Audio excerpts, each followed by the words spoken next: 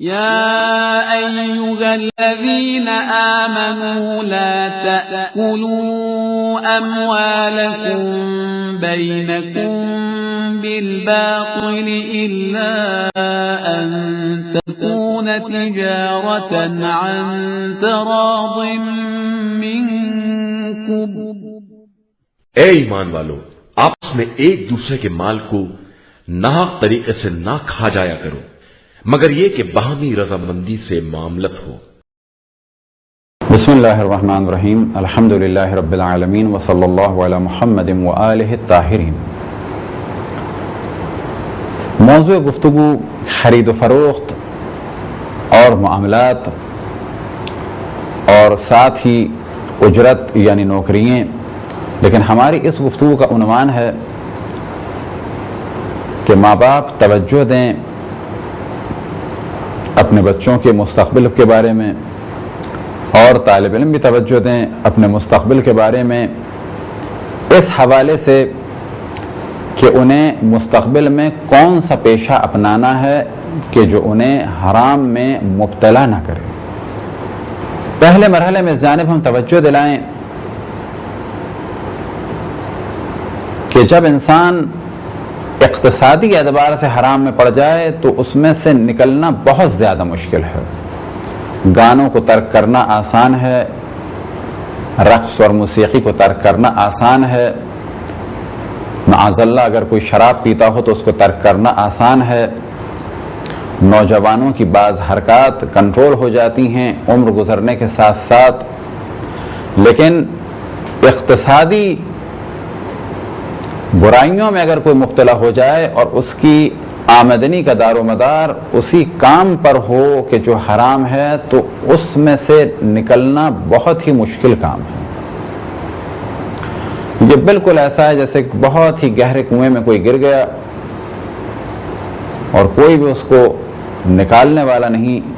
تو اقتصادی اعتبار سے جو حرام کام میں پڑ جائے تو اس کی مثال ایسے ہی فرد کی ہے کہ جو تنہائی کے عالم میں کسی گہرے کنویں میں گر گیا ہو.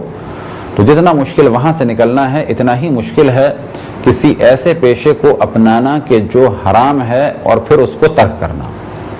آپ میں سے جو بھی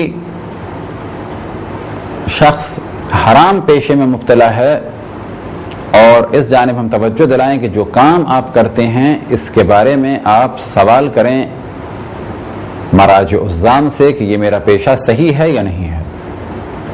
البتہ جو حرام پیشے ہیں وہ ہم نے بیان کر دیے، اور ان کے علاوہ بھی بعض حرام پیشے ہیں، ان کے علاوہ بھی بعض حرام ڈیلنگز ہیں. لیکن جو اہم حرام کام تھے یا حرام پیشے تھے یا حرام کام پر جو اجرت تھی یعنی جو اس کا کمیشن یا فیس تھی اسے ہم نے بیان کیا. تو یہ تو آپ کی ذمہ داری ہے کہ آپ یہ جانیں کہ آپ جو کام کر رہے ہیں وہ حلال ہے یا حرام. لیکن ہماری گفتگو ہے خصوصاً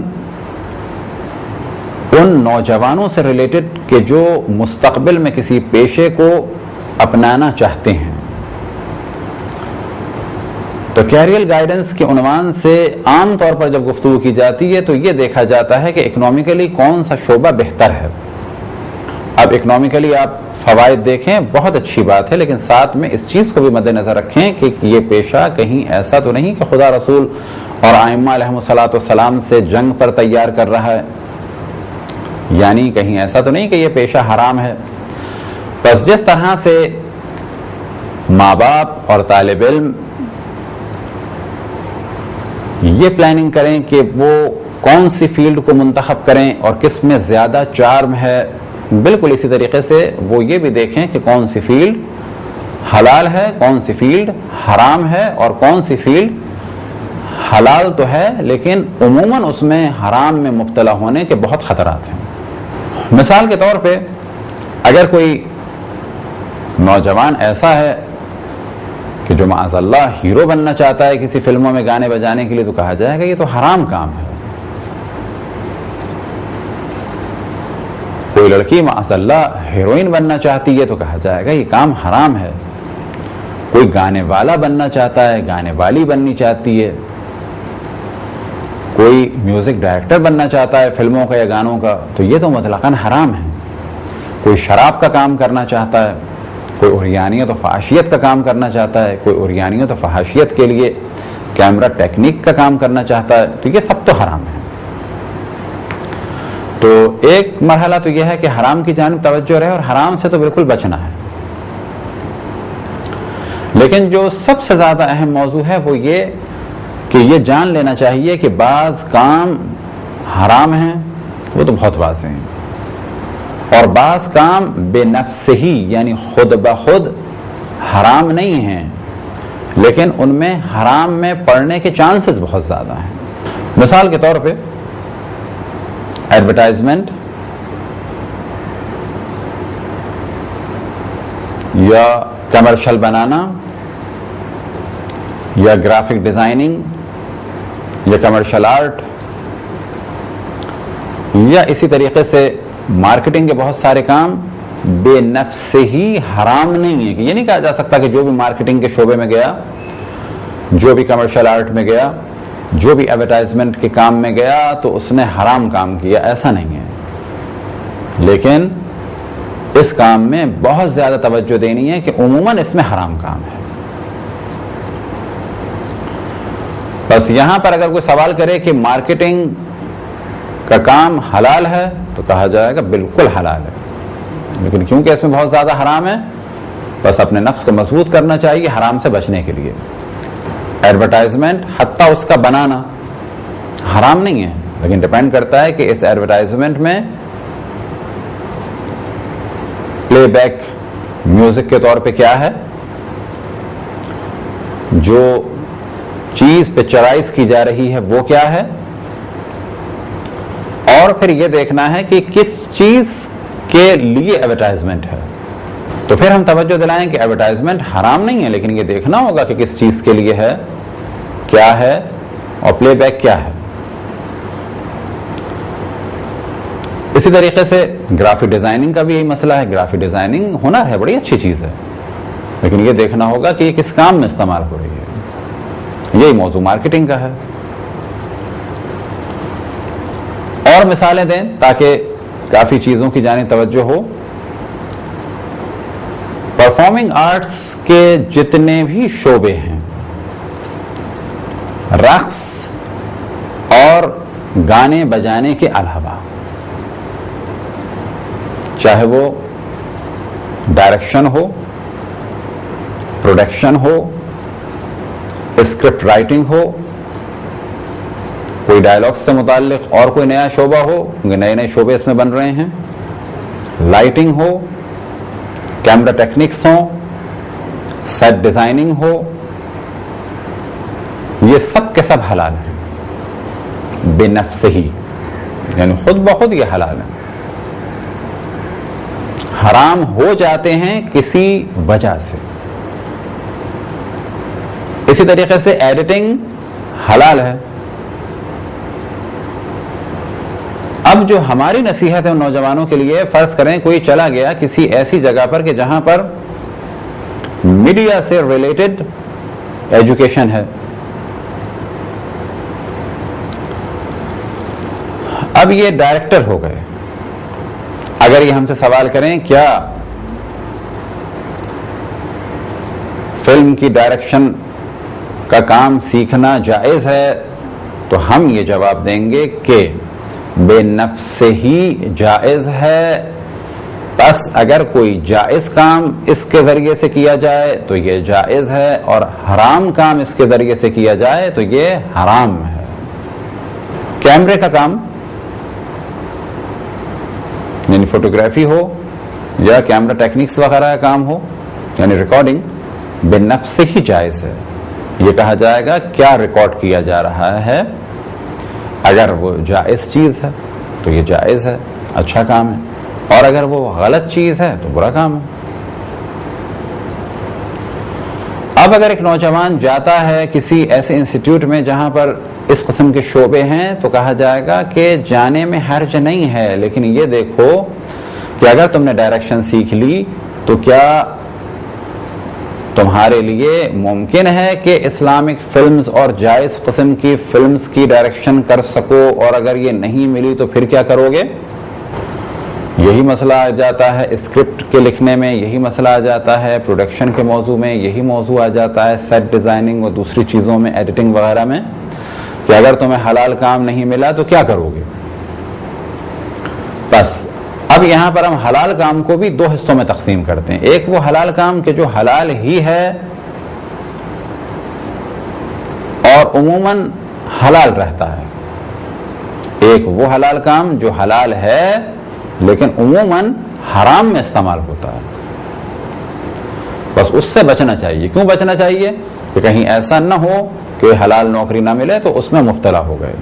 مثال کے طور پہ آج اگر کوئی ڈائریکشن کا کام سیکھ لے اور اسی کو اپنا پیشہ بنا لے تو سوال یہ کیا جائے گا پاکستان انڈیا کی حد تک کہ حلال رزق کتنا اس کے لیے پاسبل ہے. جواب ملے گا بہت پاسبلٹیز کم ہیں. ہاں ایک نصیحت ہے ہماری کہ جو بھی میڈیا وغیرہ میں آنا چاہیں یا ان کو شوق ہو تو کچھ چیزیں ایسی ہیں کہ اس میں وہ آ سکتے ہیں. مثال کے طور پہ وہ شروع سے تیاری کریں ڈاکومنٹریز کی. اسی طریقے سے وہ کوشش کریں کہ گیمز میں آگے آئیں. اسی طریقے سے کوشش کریں وہ پولیٹکس میں آگے آئیں. اسی طریقے سے کہا جا سکتا ہے کہ اگر وہ اینیمیشن وغیرہ میں ہیں تو جائز قسم کے کارٹونز یا جائز قسم کی چیزوں میں آئیں. ہم یہ نہیں کہتے کہ میڈیا میں جتنے بھی لوگ ہیں وہ سب کے سب حرام کام کرتے ہیں، لیکن عموماً حرام ہے. اسی طرح سے اگر بعض افراد ہیں اور ان کی اپنی پرائیویٹ پروڈکشنز ہیں تو وہ بہت سارے کام کر سکتے ہیں. اتفاق سے بعض افراد ہمارے کانٹیکٹ میں ہیں، بعض دفعہ لوگ مشورہ بھی لینے آتے ہیں کہ ہم کیا کر سکتے ہیں حلال کام. بہت سارے حلال کام ہیں، جیسے نیشنل جیوگرافک فلمز ہیں یا ان کو کچھ بنا کے دینا ہے، اور اگر وہ آپ سے نہیں لیتے تو آپ بہت سارے کام کر سکتے ہیں. لیکن اس میں شک نہیں کہ جس کو حرام کی عادت پڑ چکی ہو تو اس کو ترک کرنا بعض دفعہ تو نفسانی طور پر مشکل ہے اور بعض دفعہ اقتصادی طور پر مشکل ہے. اور اسی جانب ہم نے توجہ دلائی کہ جو اقتصادی طور پر حرام میں پڑ جائے تو اس کا نکلنا بڑا مشکل ہو جاتا ہے. نکلنا چاہے تو فقر و فاقہ اور جو اس کا اسٹینڈرڈ ہائی ہو چکا ہوتا ہے وہ اس کو اجازت نہیں دیتا کہ اتنے آرام سے حرام کام کو چھوڑ دے.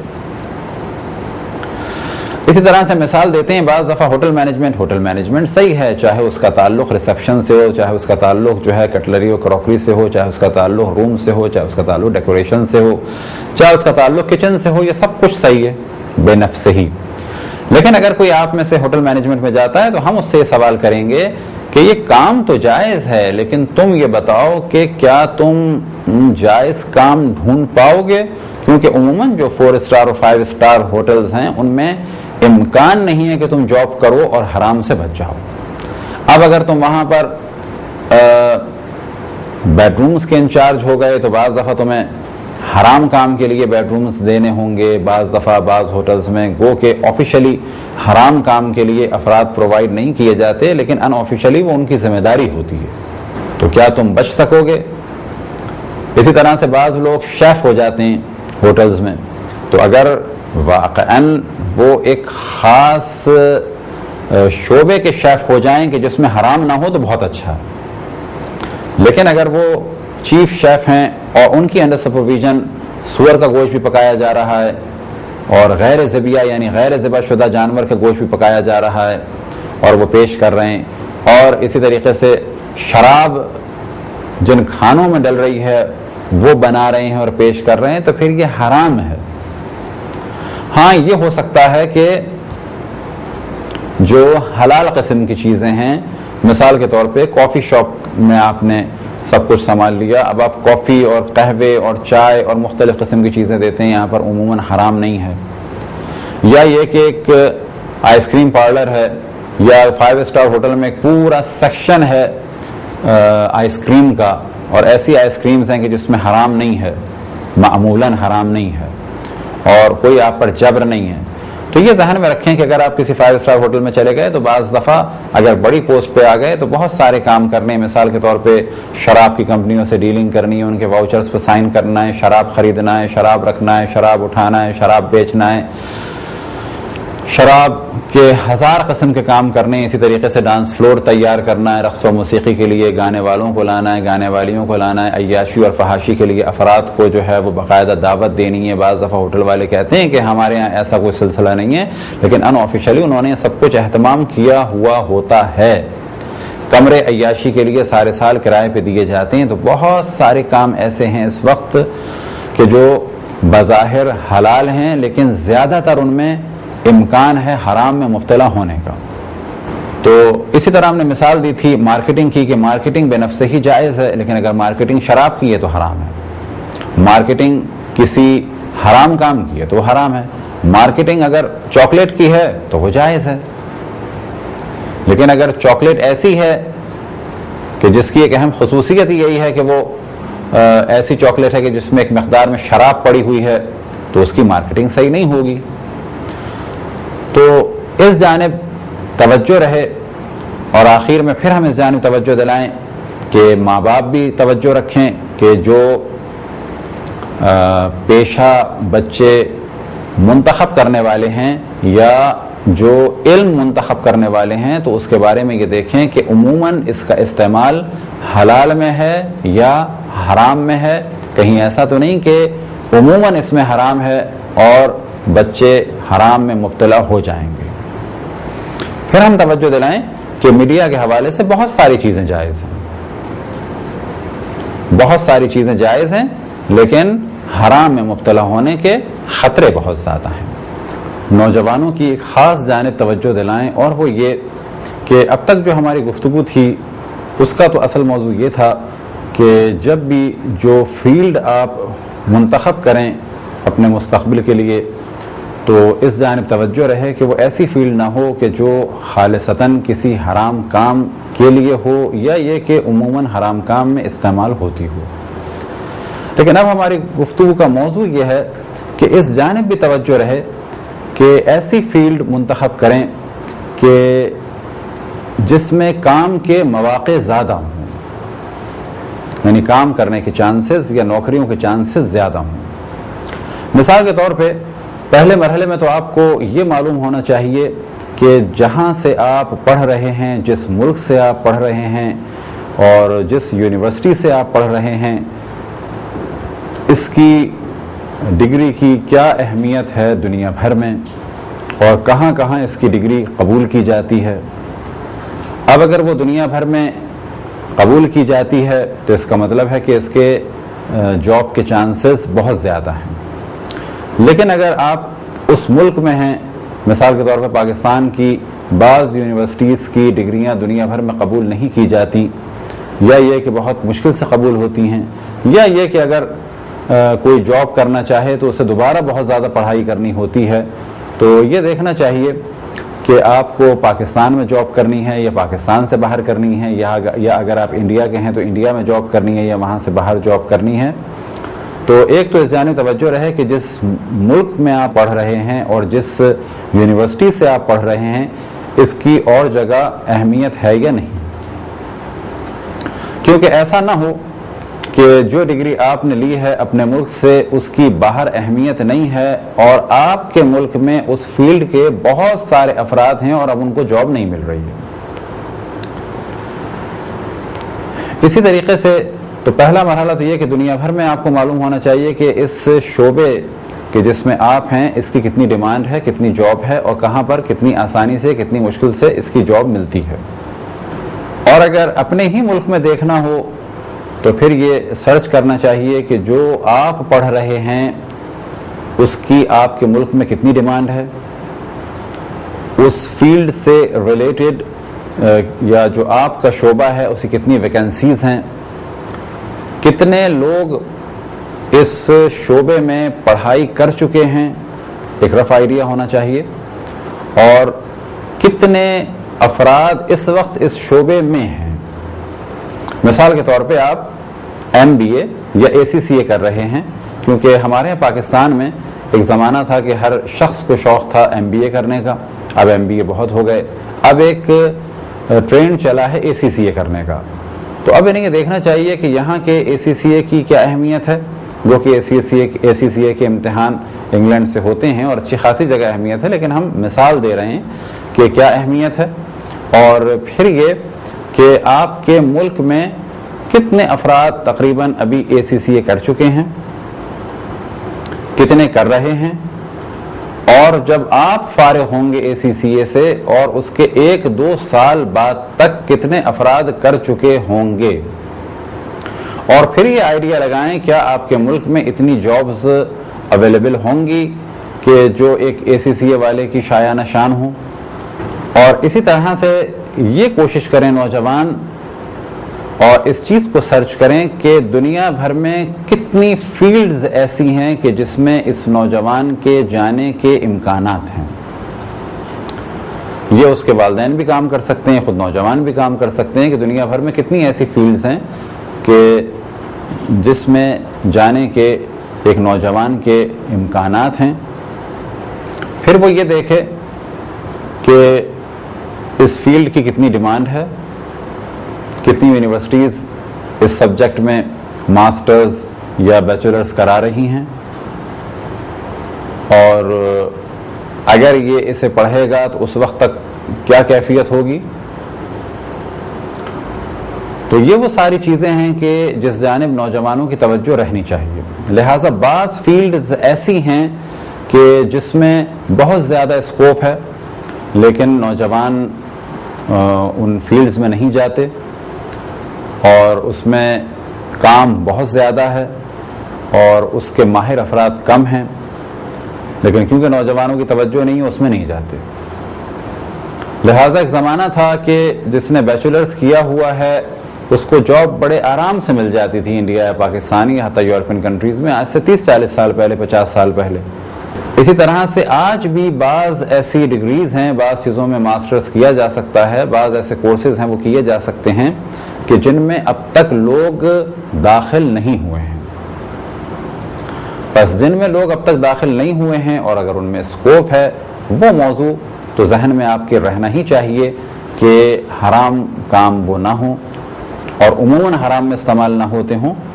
تو پھر اگر ان میں اکثر لوگوں کی توجہ نہیں ہے تو آپ اس موضوع پہ توجہ دیں اور اس فیلڈ میں جائیں، کیونکہ جس فیلڈ میں زیادہ لوگ نہیں ہیں اس فیلڈ میں ایک کم ذہین طالب علم بھی آگے بڑھ سکتا ہے.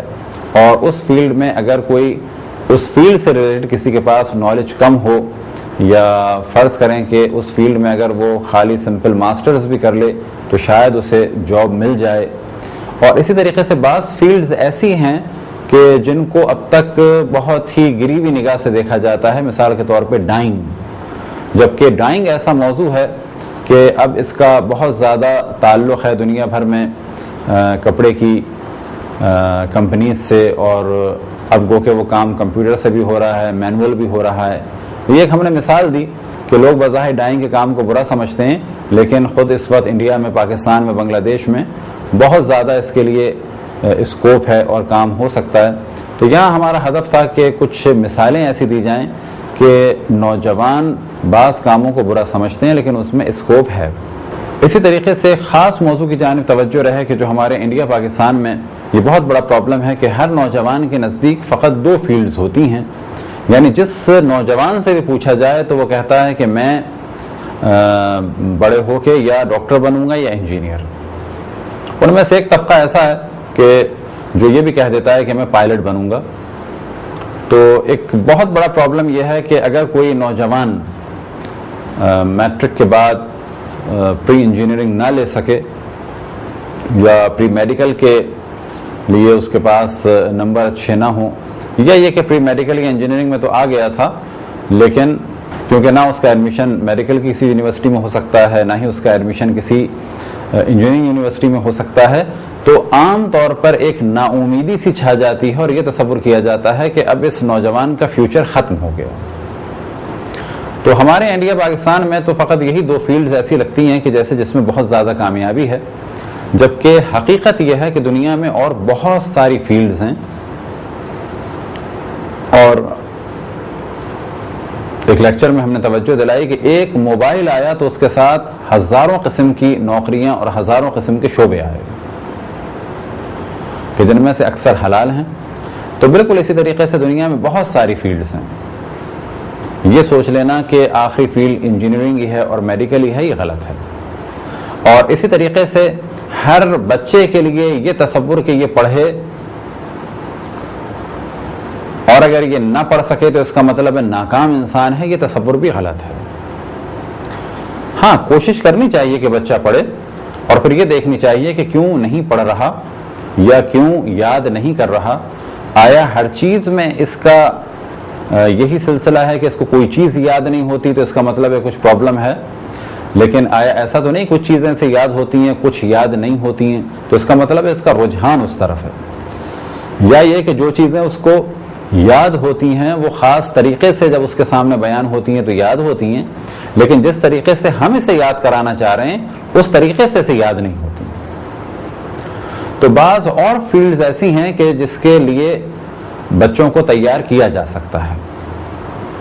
مثال کے طور پہ آرٹ سے ریلیٹڈ بعض فیلڈز ہیں. اس وقت کمرشل آرٹ ہے، اسی طریقے سے گرافک ڈیزائننگ ہے، اسی طریقے سے پینٹنگ اور بہت سارے آرٹس ہیں. اسی طرح ٹیکنیکل بعض چیزیں ہیں اور ٹیکسٹائل ڈیزائننگ وغیرہ ہے.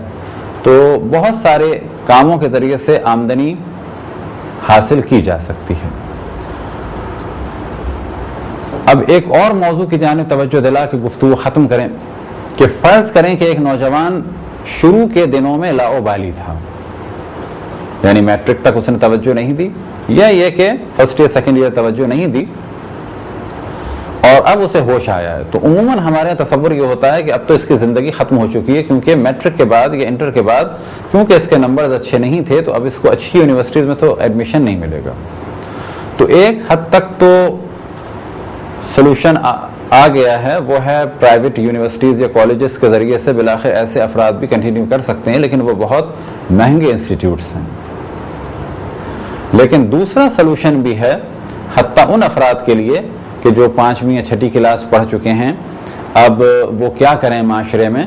تو کچھ افراد کو یہ کام کرنا چاہیے کہ وہ نوجوانوں کی توجہ دلائیں ایسے بعض کاموں کی جانب کہ جو ایک 7ویں پاس لڑکا اور 6ٹھی پاس لڑکا بھی کر سکتا ہو اگر اسے ذوق ہے.